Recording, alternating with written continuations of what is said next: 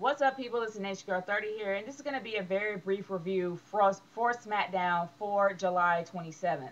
Now, I'm not going to necessarily rate this one because of what it was up against. It was up against Raw 1000 that happened on Monday, and it's actually going to air at the same time as the opening ceremonies in London.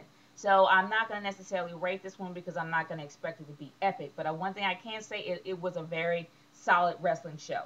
I love the introduction. I love the intro that when The Miz came out just fresh after winning his championship, he actually had a moment, a little brief moment at that, to glow and say, I'm The Miz and I'm awesome.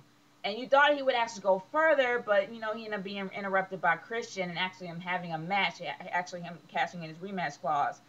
But honestly, the one thing I can say about Christian, the most, like, the biggest gift that I can say that Christian has is that not only does he make himself look good in a match, he makes his opponent look good, and he actually is able to put his opponent over by having a decent match without being squashed. And I think that that's a great quality for any wrestler to have.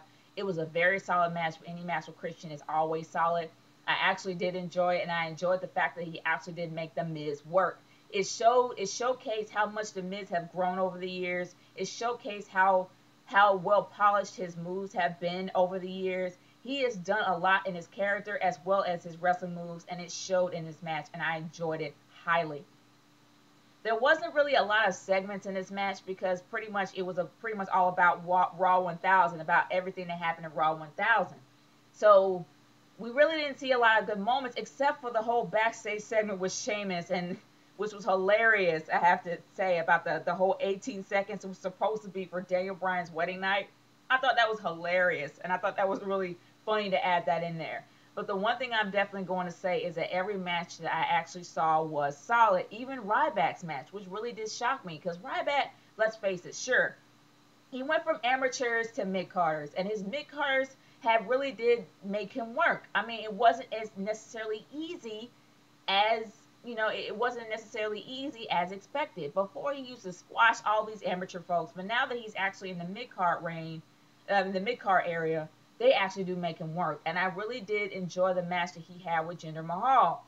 And Jinder Mahal has improved as of late. So even though Jinder Mahal well, I'm not going to say he got annihilated. I say this is the fact that Jinder Mahal left the ring, which was a really smart heel move. He left the ring and didn't get annihilated by Ryback. He actually did put on a really good match. So it made Jinder Mahal look good as well as Ryback look good. And that is what makes me happy. I would rather see that than a squash match. And speaking of squash matches, Damien Sandow and Yoshitatsu. Yeah, that's the only match that kind of disappointed me because, yeah, Damien Sandow, I'm just not a big fan of squash matches. And yes, I'm going to have that in a discussion. I'm probably going to do it today and actually put it up today or tomorrow. I don't know. It depends. But either or, I wasn't a big fan of this match. Just the fact that Yoshitatsu didn't even put up a fight. I don't know. I didn't like this match at all. But moving on to Sheamus versus Cody Rhodes. I like this match. Definitely because it really did show how well polished and how much Cody Rhodes is actually starting to groom himself to be a champion. And seeing him fighting with Sheamus really did show me that he actually is a credible champion. But there's also one person in the way, and it happens to be Dolph Ziggler with that Money in the Bank briefcase.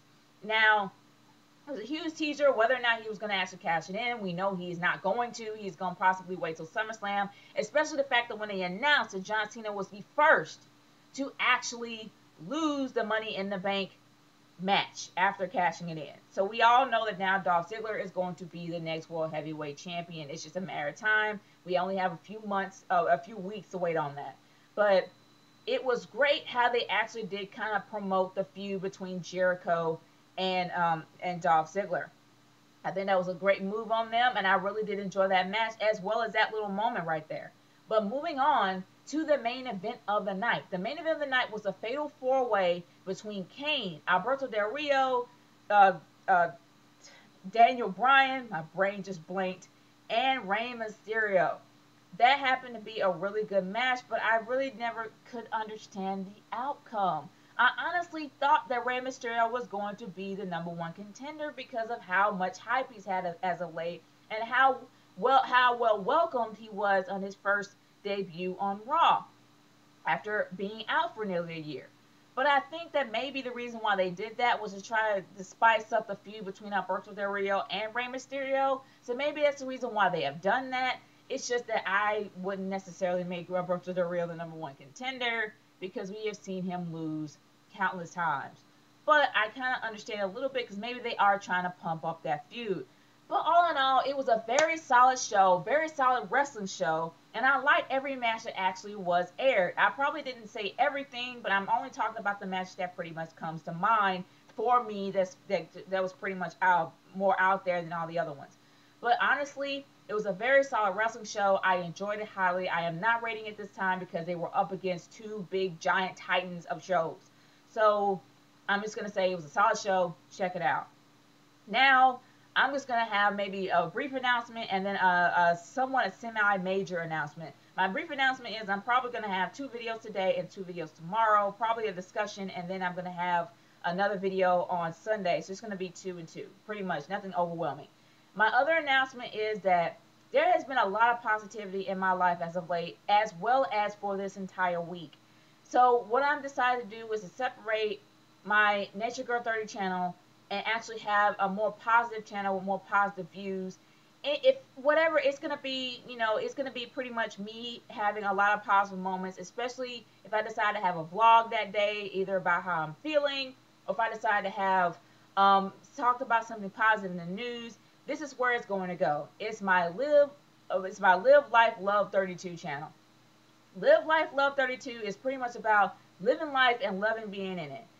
Let's face it, there's a lot of negativity going on in the world, and there's a lot of bad things going on. So any positive moment that I can actually capture, I would rather just capture it and be able to put it in a really positive way.